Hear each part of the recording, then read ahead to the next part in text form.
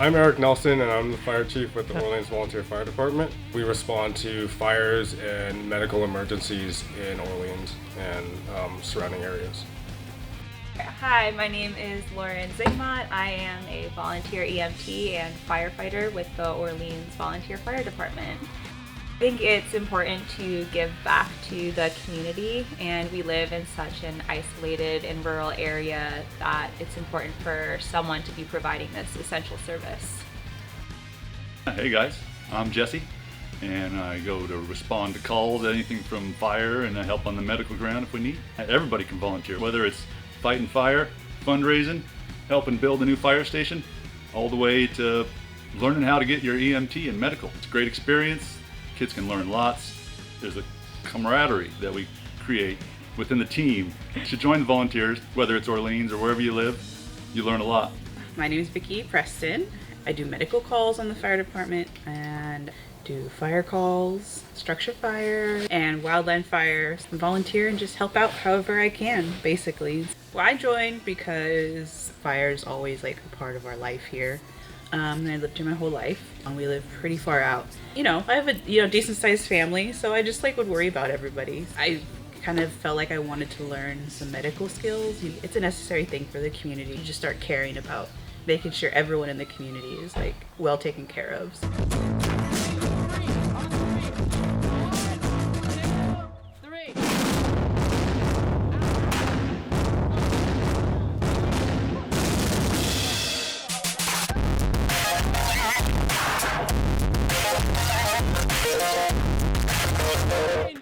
Good day, this is Maple reporting for the Fire Awareness Project. Hi, I'm Barret, and we live mid-slope above the Klamath. So, Barret, tell us what you're doing out here today. We're burning piles because it's a good window, and it's raining, and so the fire won't spread if it gets out of control. That's nice, but why are you burning piles? To reduce fuel reduction, and so if a big fire does come, there'll be less fuel for it to burn on. Wow, that's great to be prepared, but what if a big forest fire is coming, heading your way? Well, we'll call 911.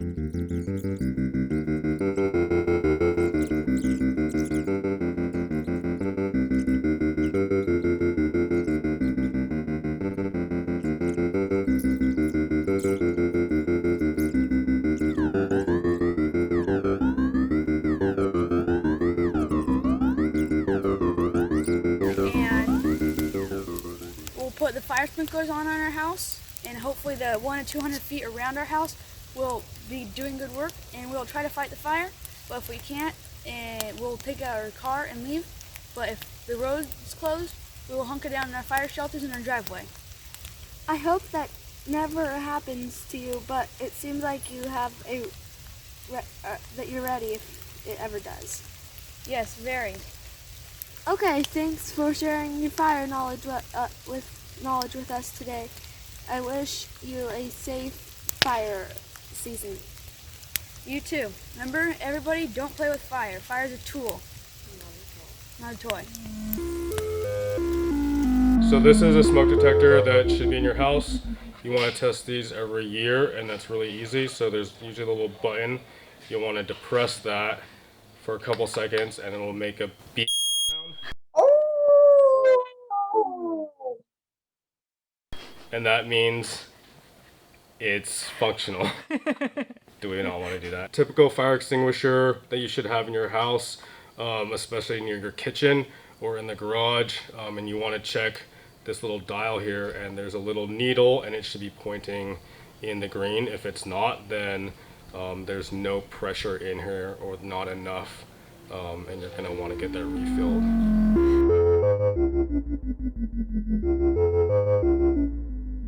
You can clean your dryer lint and clean your gutters, mow your lawn, and clean out dead sticks around your house to make sure bigger fires don't start around it. Especially winter time, you want to make sure your chimney is cleaned out so you're not having a chimney fire. And then also cleaning your dryer vents out, because that could also cause a dryer fire. And then for the outside of the house, during fire season, you want to make sure within 30 feet of the home, anything that is combustible like wood or paper or leaves and stuff like that is cleared away from the home. I'm Lawrence Williams. I'm an engine captain at T-Bar Guard Station. My station currently, where it sits, is about a mile or so from where I can trace my lineage back to. So it's kind of rewarding to know that I'm still part of that management on my indigenous land. In the Forest Service, we're a national resource, so we go all over the country and do this stuff.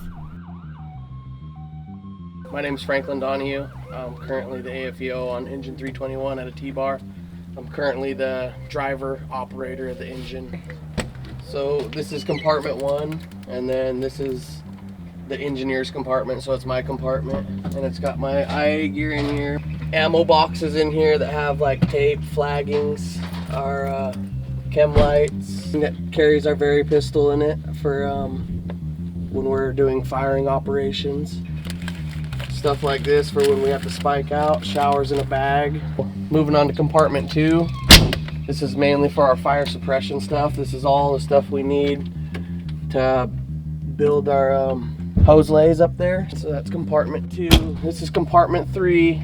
And in this one we carry our ice chest. Up here we have our trauma gear. So it has everything in it that we need for like a medical. On the back part of the engine, so up on top right there where you see the straps, those are where we keep our hose packs. In this compartment right here, this is our live reel. This is what we start out with when we first show up on a initial attack fire. All this stuff's to pump.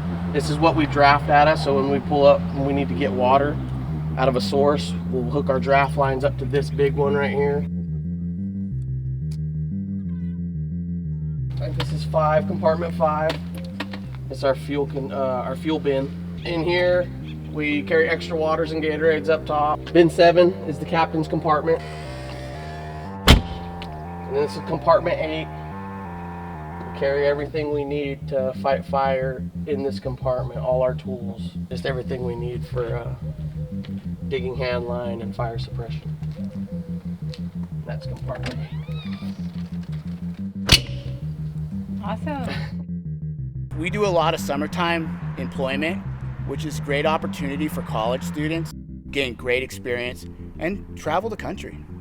I got in the fire to actually fight fire. That excitement, your crew members, that you gain this relationship that you can't gain anywhere else.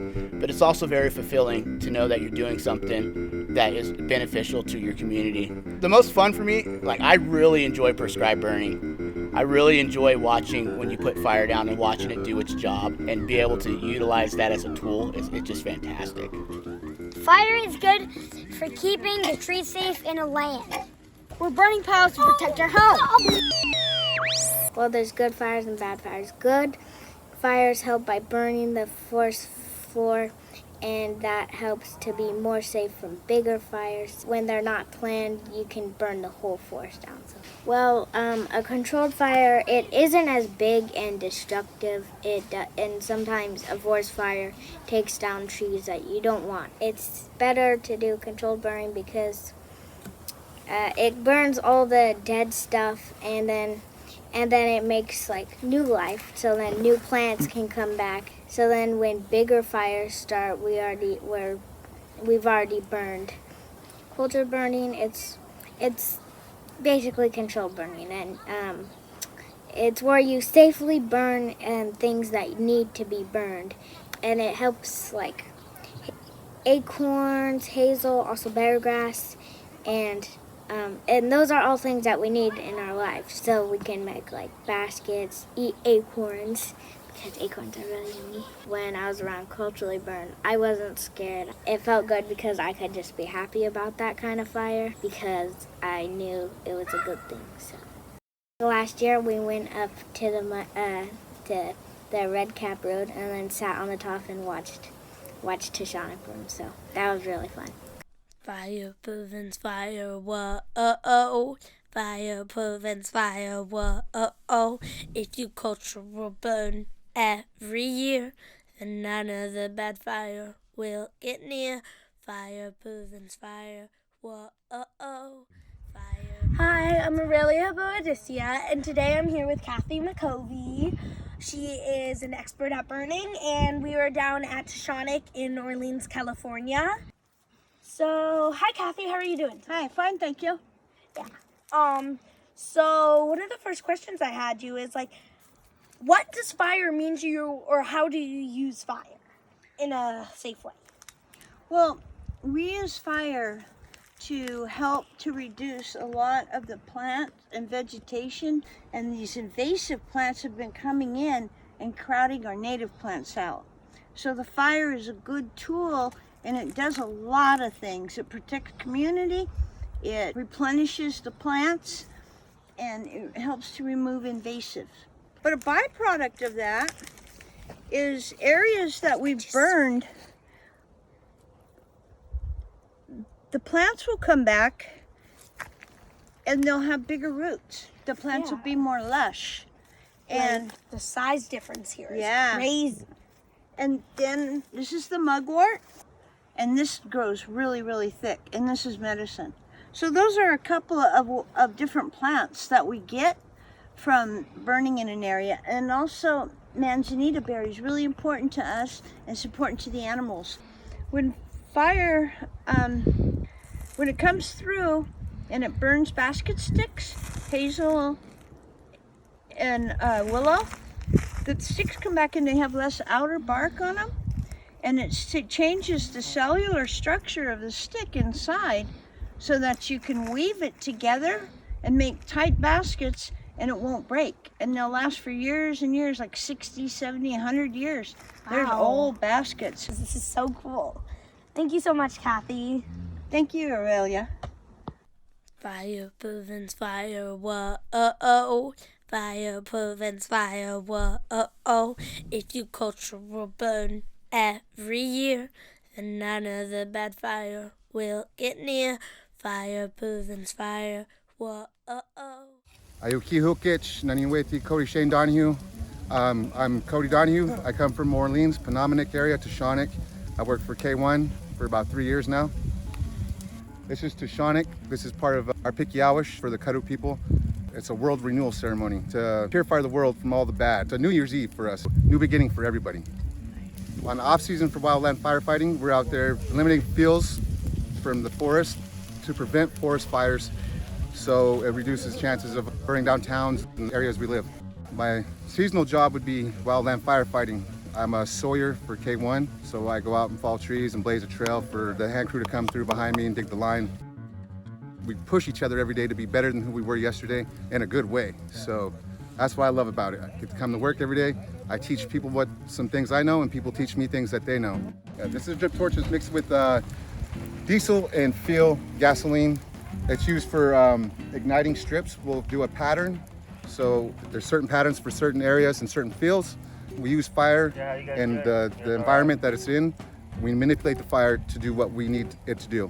So it's like, imagine walking on the forest with no branches and big timber and crawling over it. It's just a nice open forest, like a park. Most fun part of this is taking this drip torch, running along, watching it burn in a good way, and then looking at it afterwards and seeing a nice open area for future growth of native species.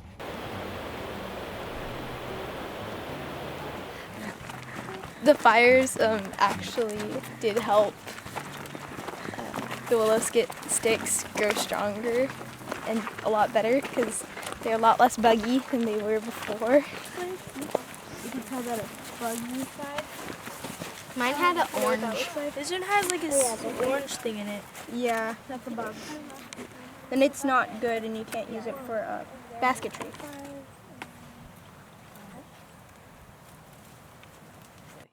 Oh, there it is. Yep, bugs right there. Kathy likes to make the salve out of it. Yeah, that one's bad. So, like 6 out, I don't know, 4 out of 6. This is the cooking basket, and this one's been used a lot. You can see the burn marks on the inside. And the old lady that owned this lived at Red Cap, and she was Mrs. Tom, and she's been gone for since I was a little kid, so I'm sure it's very old. And there's a hole burned in here, so this is what they put their hot rocks in and cook their acorns. This is the sifter that you cleaned everything with. Huckleberries is wonderful for cleaning your huckleberries. Everything falls through the bottom. And Pa'a.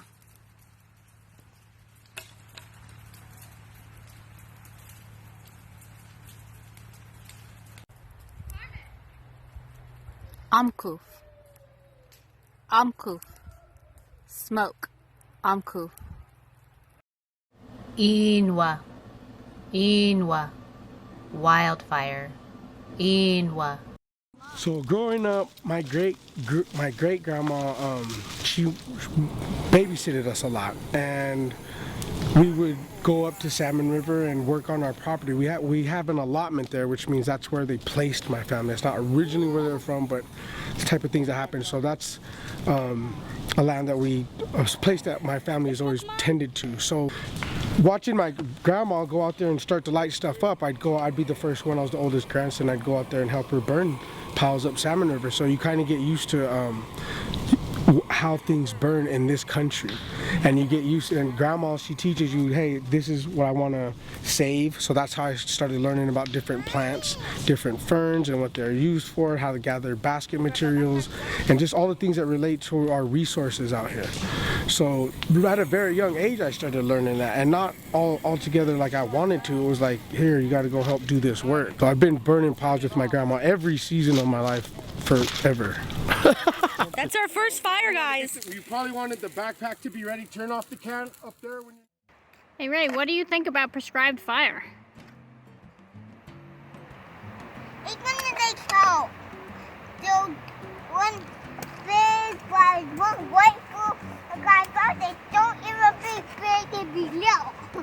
The boat will fall down, and the boat will be better. So when you do prescribed fire, when the big fires come, they don't burn everything down? Yeah.